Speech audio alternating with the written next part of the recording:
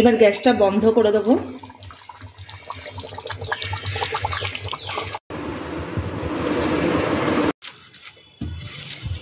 পেঁয়াজগুলো ঝপঝপ করে কেটে নিই। আমি বটি বলুন আর ছুরি বলুন দুটোতেই সমানভাবে কাটতে পারি। একটু বড় রাখছি আলুগুলো।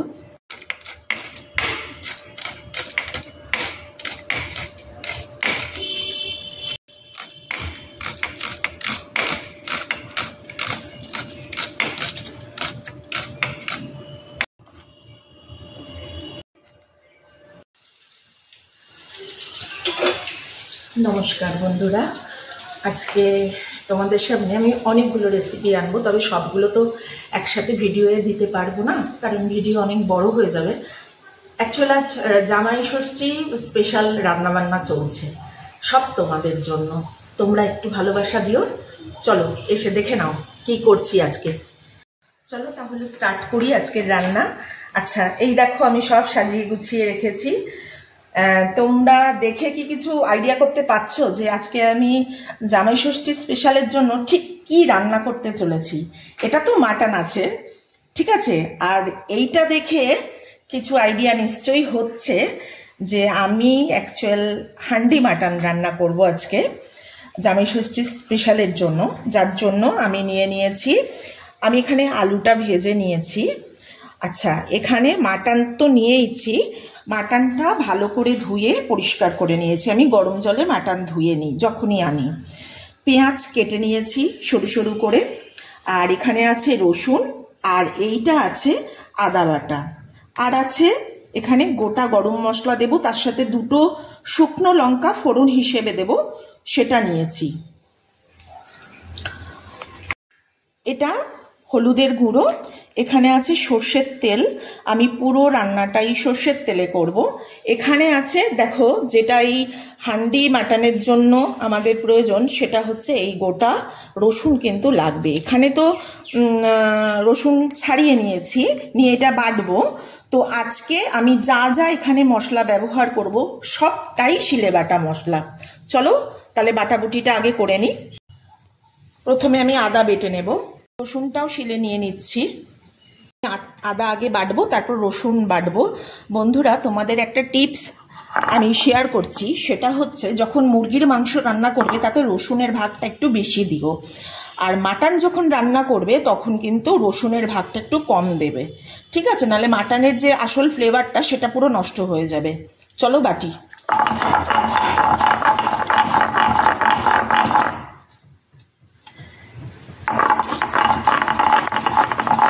রসুনটা বেটে নেব। এবার ধনেটা দিয়ে নেব, জিরেটাও নিয়ে নিলাম। ধনে আর জিরে একসাথে বাটবো, এর সাথে শুকনো লঙ্কাটাও বাটবো।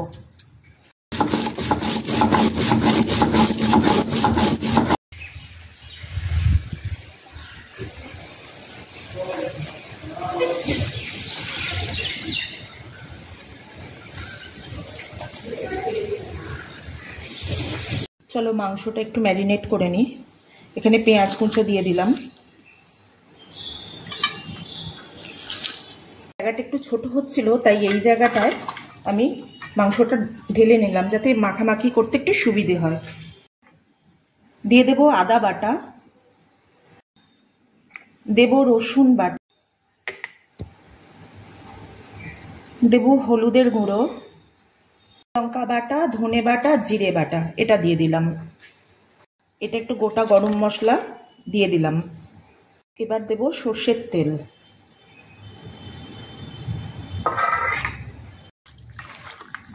খুব সুন্দর করে মাখাতে হবে। একটু দেব টক দই,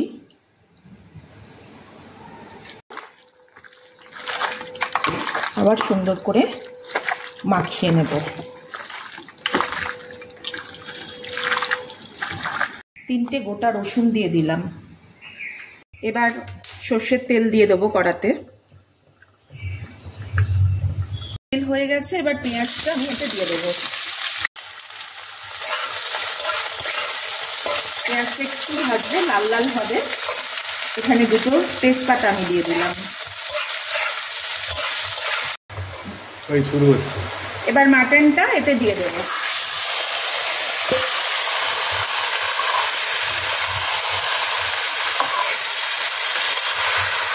একটু নাড়াচাড়া করবো ভালো করে।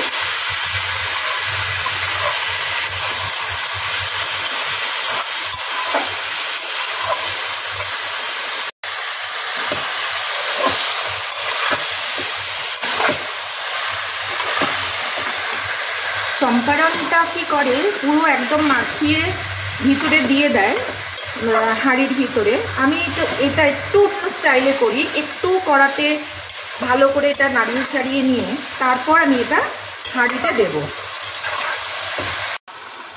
আমি 8 মিনিট এটা কড়াতে নাড়াচাড়াটা করেছি, জাস্ট 8 মিনিট একদম ঘড়ি দেখে করেছি। ঠিক আছে, এবার আমি এটা হাঁড়িতে দেব। চলো এবার মাংসটা আমি হাঁড়িতে দিয়ে দেবো।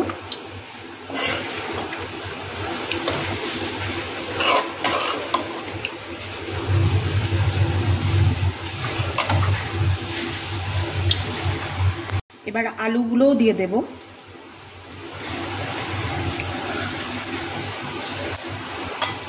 বৃষ্টিও হচ্ছে বাইরে খুব জোর।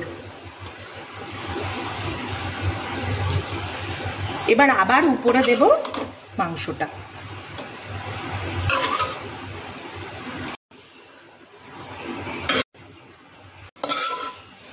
এবার ভালো করে গ্রেভিগুলো দিয়ে দিতে হবে। গামলাতে ম্যারিনেট করেছিলাম ওইটাই ওই কড়াতে দিয়ে কড়াটা ধুয়ে নেব, নিয়ে এই জল, এইটুকু জল ওই ভিতরে দিয়ে দেবো। গরম মশলাটা আমি দিয়ে দেবো ওতে, কড়া ধোয়া জলটা উপর দিয়ে দিলাম। আমি এবার একটু ফয়েল নিয়েছি, অলরেডি এটা দেখা যাচ্ছে যে এটা ফুটতে শুরু করেছে। এইবার আপনারা চাইলে এই ফয়েলের জায়গায় আপনারা আটা মানে মেখে সেটাও চারদিক দিয়ে দিতে পারেন। আমি একটু ফয়েল ব্যবহার করলাম, ফয়েলটা ছিল তাই, তা না হলে আমি আটা দিয়েই করি, আটা মেখে। এবার আমি এর উপর দিয়ে এই হাঁড়ির ঢাকাটা দিয়ে দেব। ফয়েল দিয়ে এটা স্টিমে রেখেছি। এবার এটা আস্তে আস্তে হবে, গ্যাসটা একদম কমানো আছে।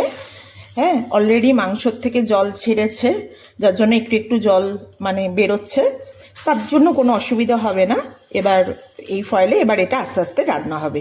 ঠিক 1 ঘন্টা হয়ে গেছে, এবার ঢাকাটা খুলে নিচ্ছি।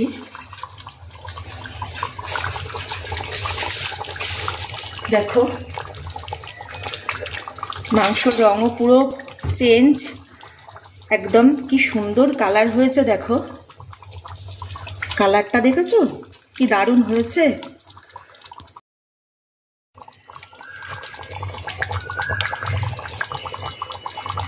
পরিমাণ মতো নুনটা দিয়ে দেব। এবার গ্যাসটা বন্ধ করে দেব। কখন তাও ফুটে যাচ্ছে এখনো, মাটির হাঁড়ি তো গরম অনেকক্ষণ থাকে। এবার দেখে নেব যে মাংস কিরকম সেদ্ধ হয়েছে, কি হয়েছে। আর এবার ওদেরকে খেতেও দেব, দেখি কেমন স্বাদ হয়েছে, ওরা কি বলে। দেখো মাংস সব সেদ্ধ হয়ে গেছে, পুরো ছেড়ে আসছে।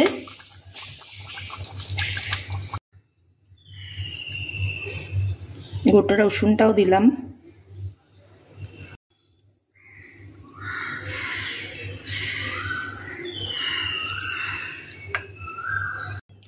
মাংস আর কি দেখাবো, এত গরম একদম হাত থেকে ছেড়ে গেছে। দেখি একটু টেস্ট করে সব ঠিকঠাক আছে কিনা।